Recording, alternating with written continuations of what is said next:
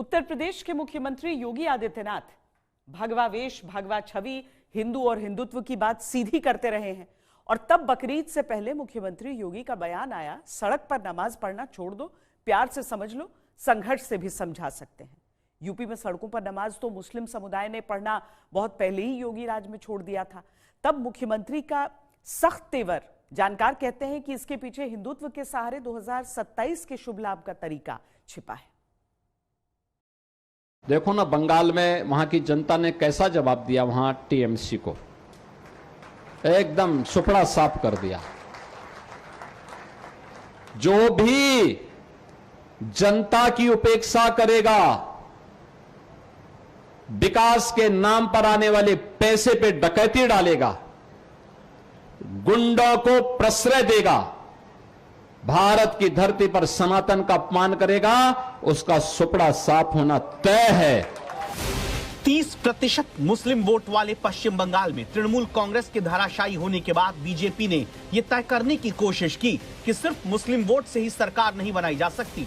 अब अगर बीजेपी 19 से 20% मुस्लिम मतदाता वाले उत्तर प्रदेश में भी बंगाल की कहानी 2027 में दोहराती, तो फिर देश भर में यह संदेश साफ हो जाता है कि कथित तुष्टीकरण की राजनीति में कहीं भी कोई दम नहीं बचा। सवाल है कि क्या इसीलिए रणनीति के तहत यूपी में नमाज बनाम विकास की बहस छेड़ी जाती है। जब यही सहूलत बात आती है मुसलमानों के लिए, जो कि अक़लियती तबका हिंदुस्तान का सबसे बड़ा, तो वहां पे रोड पे नमाज तक नहीं होने दी जाती। तो ये एक ऐसा लगता है कुछ पार्शियलिटी सी है, तो उसको दिल में थोड़ी सी तकलीफ होती है। बकरीद के चांद को तलाशते मुस्लिम धर्मगुरु और नागरिक, और 28 मई को आने वाली बकरीद पर सड़क पर नमाज की इजाजत मांगते अलीगढ़ की रसलगंज मस्जिद मुफ्ती को लगता है कि सड़क पर नमाज न पढ़ने देने की इजाजत देकर उत्तर प्रदेश में प्रशासन भेदभाव करता है। और तब सवाल आता है कि सड़क पर नमाज के धर्म संकट पर ही क्या 2027 की सियासत सधेगी। सवाल की वजह मुख्यमंत्री योगी आदित्यनाथ है, जिन्होंने साफ साफ कह दिया कि सड़क चलने के लिए है, तमाशा बनने के लिए नहीं। नमाज करनी है तो मस्जिद में शिफ्ट में किया जाए, संख्या ज्यादा है तो नियंत्रित कर लो, प्यार से मानेंगे ठीक बात, नहीं मानेंगे तो दूसरा तरीका अपनाएंगे, संवाद से मानेंगे तो संवाद, नहीं तो संघर्ष से देख लेंगे। क्या इसी के साथ मुख्यमंत्री वो कायदा बताने लगे हैं जिसका रिश्ता 2027 की सियासी फायदे से जुड़ा है। लोग मुझसे पूछते हैं, साहब आपके यहाँ यूपी में क्या सड़कों पे सचमुच नमाज नहीं होती? मैं कहता हूं कतई नहीं होती है, आप जाके देख लो, नहीं होती है। अरे सड़कें चलने के लिए है या कोई भी व्यक्ति आकर के चौराहे पे आके तमाशा बना देगा? क्या अधिकार है उसको सड़क रोकने का? आवागमन बाधित करने का कौन सा अधिकार है? जहां उसका स्थल होगा वहां जाके करे। असल में बकरीद से पहले उत्तर प्रदेश के कई शहरों में कई मस्जिदों के मौलवी प्रशासन से एक निश्चित वक्त के लिए नमाज सड़क पर करने देने की इजाजत मांगते रहे। हमारी जो ईद की नमाज है वो साल में 2 मरतबा आती है। मैं जुमे की बात नहीं कर रहा, जुमे की नमाजें तो अपनी मस्जिद में हो, लेकिन ईद साल में 2 मरतबा आती है, एक ईद उल फितर और ईद उल अजहा। अब ईद उल अजहा आ रही है, उसमें 1 से 1.5 घंटे की नमाज होती है।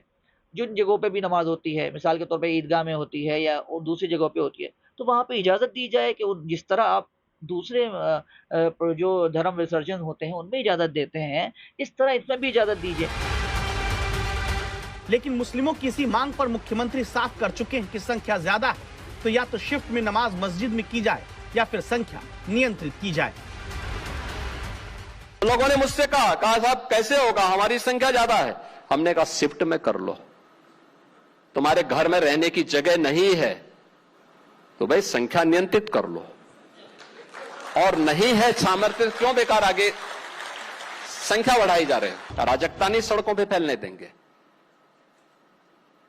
प्यार से मानेंगे ठीक बात है, नहीं मानेंगे तो दूसरा तरीका अपनाएंगे। हमारा काम है संवाद बनाना। आप संवाद से मानेंगे संवाद से, नहीं तो संघर्ष से भी देख लो। बरेली में लोगों ने हाथ आजमाने का कार्य किया, देख लिया ताकत। ये वो बाउंसर थी जिसको मुख्यमंत्री ने अखिलेश यादव की तरफ फेंका। मकसद ये कि अगर अखिलेश इस पर खेलते हैं तो उन पर मुस्लिम तुष्टीकरण वाला खेल खेलने का दांव चला जाए और अगली आकर मारी जाए। अखिलेश यादव ने न डक किया न पुल किया, संभल कर खेलना चाहा। देखिए ऐसा है, हमारा भारत सबके लिए बराबर है, संविधान बराबर है। हम लोग आज भी बाहर बैठे हैं सड़क पर। अगर सरकार मना कर लेगी कि हम प्रेस नहीं सड़क पे कर सकते हैं, तो सरकार हर आयोजन को सड़क पे करा रही है, क्योंकि उन्होंने कोई इंतजाम ही नहीं किया, कोई इंतजाम नहीं किया है। स्मार्ट सिटी बताओ, लखनऊ में रेंगता है ट्रैफिक। स्मार्ट सिटी, किसी के धर्म से खिलवाड़ नहीं होनी चाहिए। हमारा संविधान, हमारा लोकतंत्र कहता है कि सबको बराबर का अधिकार है। भारतीय जनता पार्टी ये चाहती है कि हम बहस करने लगें और चीजों पर। अखिलेश यादव के सामने चुनौती है कि बीजेपी की तरफ से जब कहीं मुस्लिमों से जुड़े मुद्दे पर सवाल या बयान आता है तो वो कैसे रिएक्ट करे। यही वजह है कि अखिलेश मुस्लिमों को सड़क पर नमाज पढ़ने से रोकने के मुख्यमंत्री के ऐलान पर हनुमान जयंती से बात शुरू करके संविधान, गंगा जमुनी तहजीब सब कुछ ले आते हैं। हनुमान जयंती, हनुमान जी को याद करते हैं मंगल के दिन, के लिए कोई रोक टोक नहीं है। मैं जहाँ जहाँ होकर के आया हूँ, कई जगह भंडारे हमें और बड़ी संख्या में लोगों को जुड़ते हुए देखा है। अभी डॉक्टर लोगों का भंडारा था, उसमें शामिल हुआ मैं। यहाँ पर हमारे पत्रकार साथी उसमें शामिल हो रहा हूँ। यही हमारे समाज की मिली जुली संस्कृति, यही गंगा जमुनी संस्कृति, यही भाईचारा, यही पहचान और अनेकता में एकता, यही हमारा लोकतंत्र और यही हमें संविधान बताता है कि हमें हर एक के प्रति प्रेम, हर एक के प्रति दया और हर एक के प्रति अपनापन रखना है।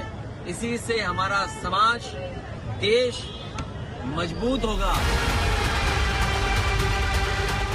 पश्चिम बंगाल में जिस तरह से मुस्लिमों का एक मुश्त वोट पाने वाली टीएमसी के खिलाफ बीजेपी ने हिंदू वोट का ध्रुवीकरण किया, उसने अखिलेश यादव के लिए खतरे की घंटी बजाई है। यही वजह है कि नमाज वाले मामले में अखिलेश खुलकर मुस्लिमों के पक्ष में बोलने से बचते हैं। लेकिन कई एक्सपर्ट को लगता है कि यह मुद्दा अखिलेश यादव के लिए दोधारी तलवार साबित हो सकता है, क्योंकि अखिलेश की चुप्पी ओवैसी जैसे नेताओं को अल्पसंख्यक वोट को इस्तेमाल करने का आरोप लगाने का मौका देगी।